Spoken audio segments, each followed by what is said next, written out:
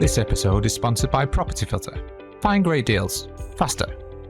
Hello and welcome to the Financial Freedom Podcast, sponsored by us at Property Portfolio Building. This podcast is designed by real people on their journey to achieving financial freedom, and we'll focus on people who've either already attained it, who are joining us on that journey, or maybe a specialist topic that can help you build your technical knowledge to achieving and maintaining that financial freedom. We hope you enjoy it. Right, welcome back to the Financial Freedom Podcast. So today is one of our technical episodes, and we're going to be talking all things war and what is it good for, specifically how that affects the property market and the wider economy. So as always, I've got my co-host and business partner, Phil. Welcome to the show, Phil. Hello, do we do the song? What is it good for? Absolutely nothing. Yeah, that one. Yeah. No, we've done the podcast now. That's it. Yeah, basically. Yeah. So let's call it a day. Yeah. I'll get signed up by Simon Cowell, that's for sure. Yeah. All right. So, right, obviously the Iran war is in progress at the moment. It started a few weeks ago, depending when you're listening to this podcast. Obviously, we've had Ukraine for a number of years. Yeah, we've had the Russian invasion of Ukraine. So I want to know from you, Phil, what is the effect on the property market and the wider economy with these sort of events from your perspective? I think we have to carry out this a little bit, don't we? That we're not going to talk anything political. We're not going to talk about any reasons behind it or any of those types of things. No. We're not going to share a view because obviously we're talking about things which are very first world problems here from our perspective, and not being too insensitive to those that are directly affected. Yes, absolutely. We're very indirectly affected. Yeah, we're not directly affected. We're not in a war zone. But it is important because obviously it affects us indirectly, and so on and so forth. So, well, I think if you actually read into the economics of war, the first things of note is always innovation accelerates during conflict times, right? So innovation in all its forms. Very prevalent in World War II and things like that. Yeah, so if you look at the difference between World War I and World War II, as an example, the difference between the battlefield was, chalk and cheese. And we're talking about a 30-year difference, the planes, the supply, the fronts, the tanks, even the guns, the bombs, that kind of stuff. So all of those things were innovation. And those innovations weren't just affected in the war machine, they were also then moved into commercial airlines and so on and so forth. So all of those things combined does innovate the environment. But what you see in every scenario is disruption at the same time. Yep. So disruption to your day-to-day market economies. So where some things will fly during and shortly after, other things will detract and contract because of their disruption. Now, normally what we look at here is the supply and demand of things that require mobility. So things like oil, gas, energy. These things drive everything in the economy because you've got, if you're putting petrol in your tank or you're buying a paper from the stationery box, they all require heating every single property. Well, it's the creation, it's the production, it's everything. Everything goes. It relates to everything in the economy, basically. And obviously, when we're targeting Ukraine, Russia, Middle East, and they are directly targeting areas which are very high in terms of like generatory capability for fossil fuels, and we're not yet in a good position globally for being non-dependent on these things. So it does put pressure on those supply lines, everything, and that is the fundamental. And there's also global prices for these elements. So if you think like oil and gas, which are being obviously affected price-wise at the moment, they are global prices. Yeah. Even if you get all of your gas and oil from other places, your prices still go up. Yeah. Because Australia's like that at the moment. I think a lot of the oil and gas all comes from, say, Asia. I don't think any of it comes from the Middle East, but their prices went up instantly. Yeah. And I think that's more to do with reserves and how they had to get new oil and gas in and things like that. Yeah. Whereas here in the UK, I think maybe a quarter of our, say, gas is affected comes from the Middle East, so it's affected more so. Yeah. But I think the reserves were higher, so the prices hasn't gone up as quick or something like that. It's all those weird effects. Yeah. And I did hear a very funny I've seen it a couple of times now saying, I don't know, I was worried about 30 quid is 30 quid in fuel in my car. And I did just the dials a bit further. I did enjoy that. I did enjoy that. Yeah. So what we look at is like the swings and roundabouts of these things, right? So from a purely economic perspective, what we will see is a depression in certain areas and a contraction and an expansion in other areas, and then the reverse of that at some point in the future. So at the moment, what we will see is an inflationary pressure on all things Absolutely. because energy drives all of the things at the top of the chain. So that's food, it's light, it's heat, and it's shelter. And energy underpins all of those things. It's the largest economy in the world. And when those inflationary prices go up, it drives every single thing. So it drives every single thing on the top level of the Maslow's hierarchy of needs. Yeah. Everything underneath will be driven by the same. So you're thinking about your cost of AI as an example, as the most recent technology advance. Well, how much does a data center use electricity for? It's going to huge amounts, right? It's probably the biggest energy user of anything, and they're operating at a huge loss right at the moment. So in terms of like their investment capacity and investment capex versus their revenue. So then it's also twofold in a way, because inflation will go up because the cost of everything's going up, and then because of the inflationary effect, that has an effect on the performance of the economy. And what happens when the economy doesn't perform that well, or it's shut down or disrupted or whatever? The governments print money. There's three things, isn't there? So the first and foremost is we head into a more recessive environment. They call it a recession. Whether it's a full recession, I don't know. It just means that the GDP is going backwards, not forwards, right? That's technically what we're talking for about. Period of time. I think it's 2 quarters, is it? That's what they say is a recession. If you drop the dips and dips, so that, just in case there is a flash in the pan thing, and we hope that this one is. But we certainly saw with the protracted Ukraine war and the inflationary effect there. Where were we? We had COVID, then we had the Ukraine war, and then we were at 12% at one point in inflation. The government targets at 2%. So all driven by energy. Well, there was the double effect of the pandemic, money printing, economies being closed, and then the Ukraine war. So there's the inflationary effect from the restriction of certain things, and then there's the we saw the quantitative easing for the pandemic as well. So that's where the government prints more money and puts it into the economy to make things easy, which adds more of an inflation. Liquidity easier, and borrowing easier at that point. So that was still at interest rates that were really, really low. And obviously, so if you can borrow the extra money really, really low, then technically, you can fund things easier, and they had to pay furloughs and that kind of stuff. So all of those kind of good things, and then bounce back loans and that kind of stuff. The second all of those things were closed, inflation went through the roof. And at that point, inflation's rocketing. So the only way to curb inflation is to increase interest, for the Bank of England to increase its interest rates. Well, that's the lever, isn't it? That's the biggest lever that most governments have, especially in the West, is to basically just put the interest rates up. Right. Let's move on a bit to say, property and interest rates and things like that. So obviously, before the Iran war, interest rates in the UK were going down. Inflation was going down, interest rates were going down. Market confidence was coming back. It was good news. What's happened since? What you've seen? So you've also got to think about, outside of that, the technical things. You've got about the market confidence part. So what we'll see now is contraction in market confidence, which means that people just aren't going to be buying houses at a fundamental level, because they're worried about these. If I go to sell my house now, or if I go to buy a house now, what's going to happen to the interest rates by the time I go to complete? Is it going to go up through the roof? Am I going to be able to borrow the money? If I have to refinance in a couple of years, what's all the things? So they're now checking affordability again. And what will happen is because inflation is outstripping the economy, what will happen is that people's affordability will retract, and they'll look at things and go, oh, well, I can't really afford it because of new gas prices, new energy, but I can't go for the extra bedroom because I'd have to heat an extra bedroom or whatever. So what happens is market confidence reduces, and then people migrate less as well. They stick to what they know. So we're seeing it in the rental space at the moment. We're seeing a lot of low movement of economy. And what we want to see is there's 2 things that drive the economy. Number 1 is jobs. And number 2 is housing. So they really drive the economy. So if there's lots of jobs available, then people are getting jobs, they're moving, and then the housing supply is then moving, and all of these things are moving.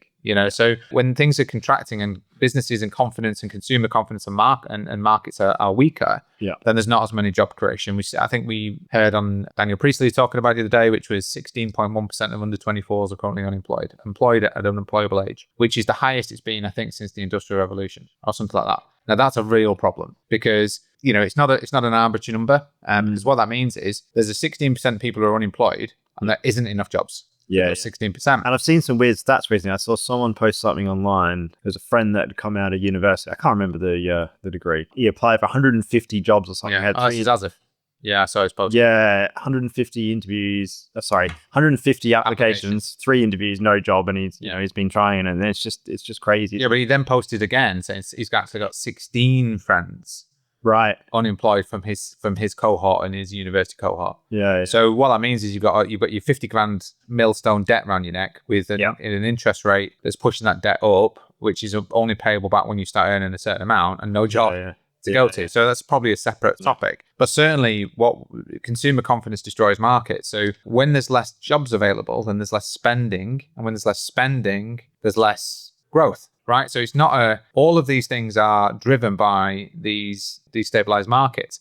Stop the podcast now. This episode is sponsored by Property Filter. Property Filter is the #1 property tool for today's property professional. It brings in all the data points and sources from all the property portals and auction sites into one convenient place. Then you have the option to overlay all the clever strategies found in the Property Filter blueprint to find motivated sellers faster. Now, we use it on a daily basis. It saves us over 80% of our time when looking for properties.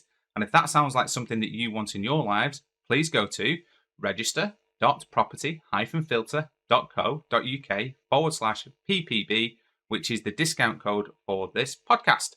You will get 2 weeks free and a discount on your first month. That's it from me. Back to the podcast.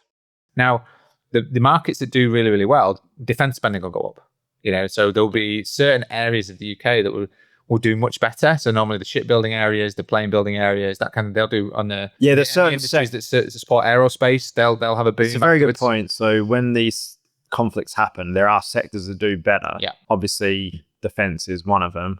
The other thing is obviously with the transport sector, because there's been so many flights disrupted in, say, the Middle East. Yeah. The Asian sector of travel and flights has like exploded, hasn't it? Like Singapore and Malaysia and places like that. They've had they can't get the planes on the crazy busy. They can't get enough planes, and their prices have gone up massively, and the tourism's gone up quickly and stuff. So there are those the effects that happen in those. But the tourism market's really important as well. The tourism market is one of the top economies in the UK, and that again is being affected. People are getting holidays cancelled, insurance companies having to pay out, insurance policies, premiums having to go up. So all of these things drive inflation. And that's the key issue. So we've seen that inflation was steady at the end in February, but it wasn't. It was judged before. So what we'll look for is by the inflation announcement in April, we're probably going to see I would say up to an 8-9% inflationary. I would assume for up to 8 or 9%. Yeah, I think that's what we're going to see. Because the Bank of England did a rate review.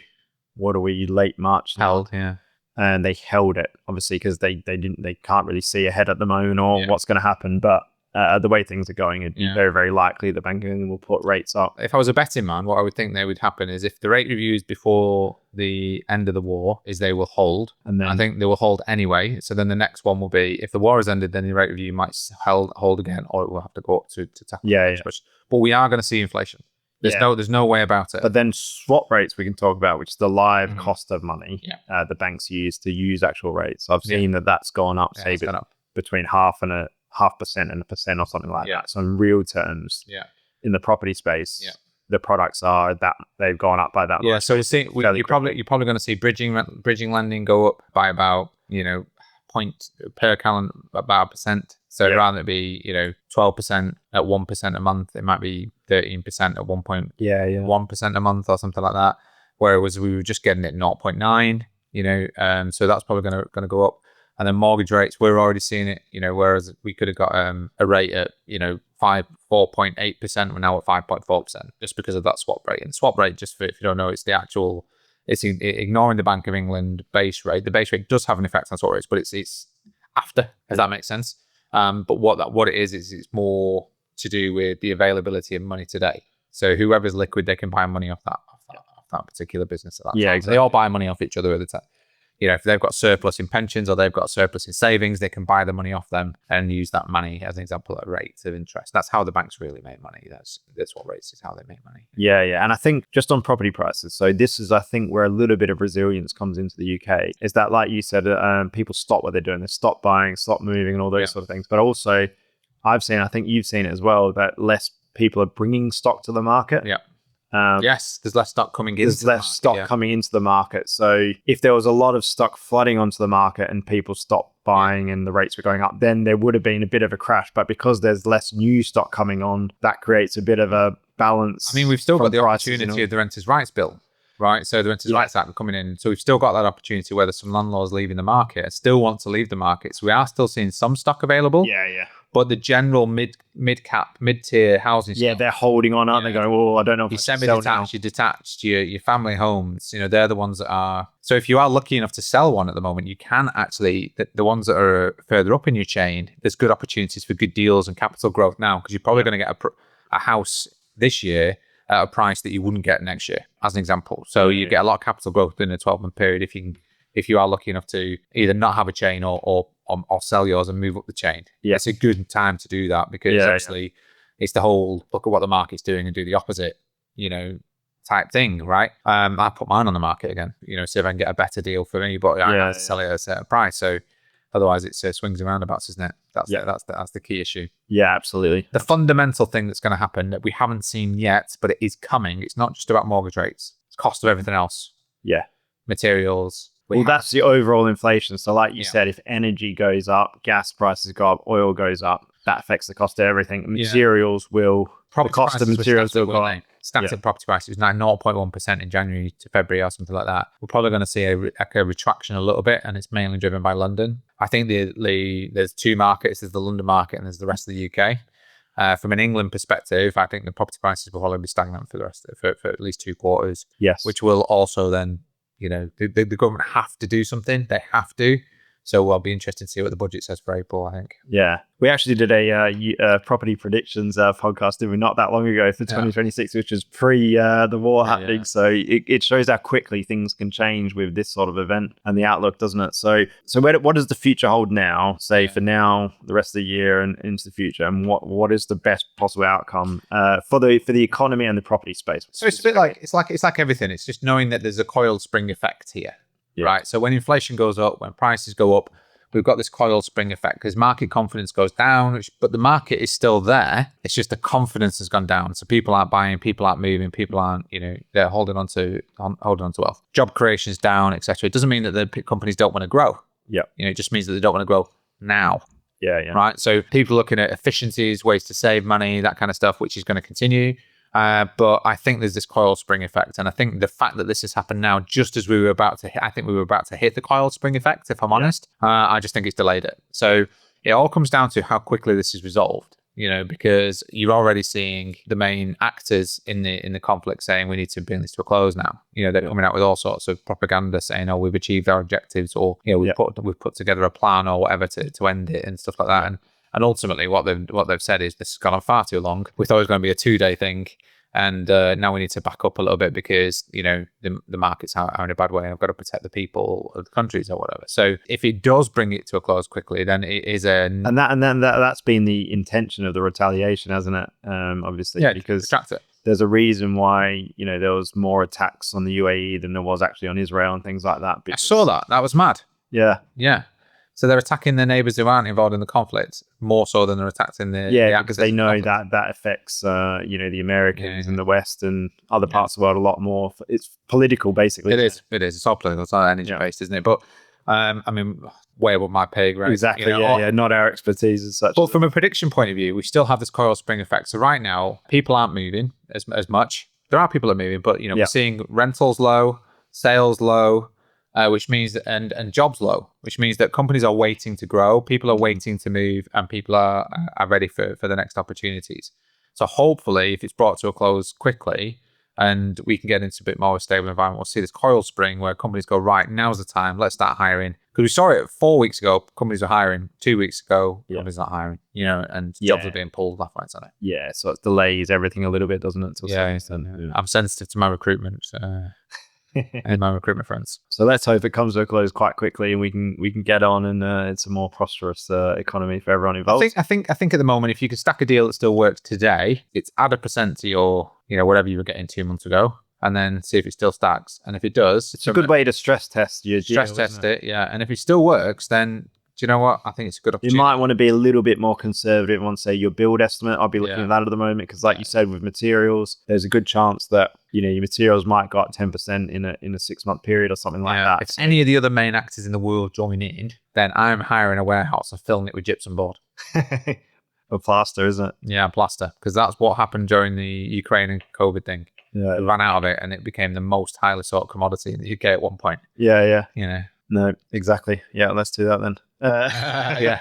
Right. Any final thoughts? No, obviously, just we hope it has its benefits to drive certain economies, but in general speaking, for the general economy, peacetime is better. The 90s was the most prosperous time over the last 50 years, and it was the most peaceful time until obviously we had some issues. We started in the Middle East issues with Iraq and so on and so forth. So it was the most prosperous time. The economy grew, housing grew, supply grew. That's what we really, really want to see.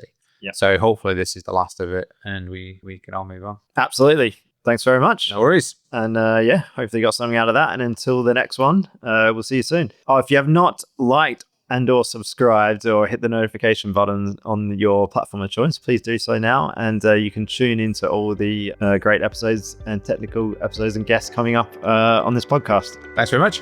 To the next one. Bye for now. Thank you once again for joining us on the Financial Freedom Podcast, sponsored by us at Property Portfolio Building. If you want to get in touch with us about today's podcast or any of the learning topics that we've gone through today, you can email us at podcast@invest-prop.co.uk or get in touch with us with whichever your social media platform of choice is. If you think you would add value to us as a guest on this podcast, you can please get in touch and let us know what you would be able to talk to us about. Other than that, we wish you well on your financial freedom journeys. And once again, thank you for joining us, and we'll see you on the next one.